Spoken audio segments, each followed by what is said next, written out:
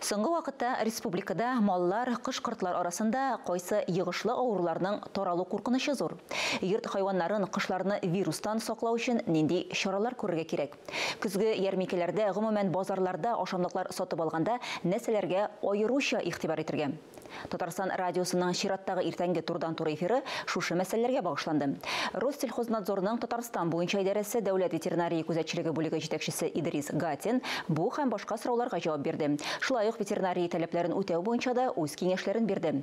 Без дә аңа берничә сорау белән мөрәҗәгать иттек. Хәерле иртә, Идрис Мәдәрисович. Хәерле иртәләр. Республикада дуңгызларда Африка чумасы чире таралу куркынычы бармы? Бүгенге көндә шушы кабан дуңгызлары алар битинде кукуруз кырларында, көнбагыш кырларында күзәтелә. Безнең республикада соңгы елларда бигрәк тә күп күләмдә утыртыла кукуруз һәм соңгы көнгә хәтле кар ягынча хәтле аларны без инде алабыз бөртеккә. Кемнәр дуңгыз тота? Беренчедән инде ябык режимда тотарга.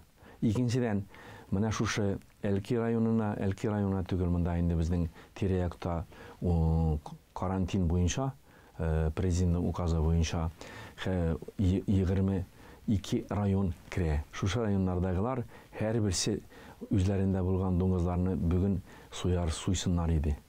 Суеп иткә көтәргә түгел салкыннарның килгәнен, кар яуганын туңдырганны. Койсы төбәкләрдә кыш гриппы белән чирләү очраклары теркәлгән һәм нинди саклык чаралары күрелә? Bütün кышлар китмәгәннәр, алар хәзер кырларда ризыклар беткәч, урманда ашарга ризык беткәч, алар һәрберсе дә фирмаларга, тавык фирмаларына, каз фирмаларына, крестьян фирма хуҗалыкларына менә кемнәр бүген кышлар тоталар, тавыклар тотучылар бар бездә күп менә Мөслим районында 20дән артыганда безнең фирмер, алар безнең лидер фермер хуҗалыклары кышлар тоту буенча анда казларда, үрдәкләрдә, күркә тотучы хуҗалыклар безнең күп. Чөнки быел Аллага шөкер ризык безнең азык культуралары шул исәптән 5 миллионнан артык бөртек кенә без җыеп алдык. Ризык бар. Аның бәясе былтыргы елга белән чагыштырганда түбән. Шуңа күрә мин әйтәсем килә, элеккеге былтыр битергән Крестьян фермер хуҗалыклары эшмәкәрләр, эшкуарлар да быел киләсе ел өчен азыклар алып кыш-кортларны тотарлар дип. Шуңа күрә безнең таләпләрне, ветеринарий санитария таләпләрен үтәсеннәр. Малларны кытыру авыруннан саклау чаралары нинди? Аның инде төп таратучылары авыру төлкеләр торалар.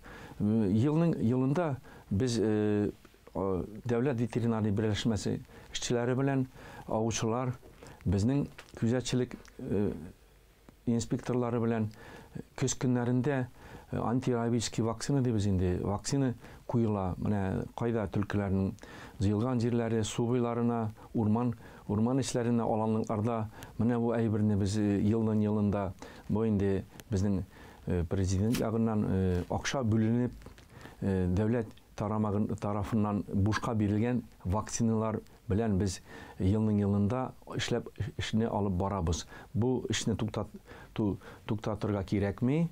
Быелгысы елда да аучылар белән бу эш башкарылачак. Ярминкәләрдә, базарларда сатыла торган ашамлыкларның сыйфатын тикшерү ничек оештырыла? Ярминкәләрдә ветеринария берләшмәсе белгечләре ветеринар санитарный экспертиза үткәрелә. Безнең тарафтан да документлар белән тикшерелмәгән, бу инде Меркурий аша ветеринар сапарының документы булмаган бер генә дә ризык керми. Бу беренче чиратта сөт продукциясенә инде карата әйтелә. Аннан соң ит продукциясе һәм бөртекләр мал туарга сатыла торган фураж дибез минданда арпа, будай, сулы һәм башка бөртекләр һәрберсе дә ветеринар санитар сапарвай документ белән китерелә.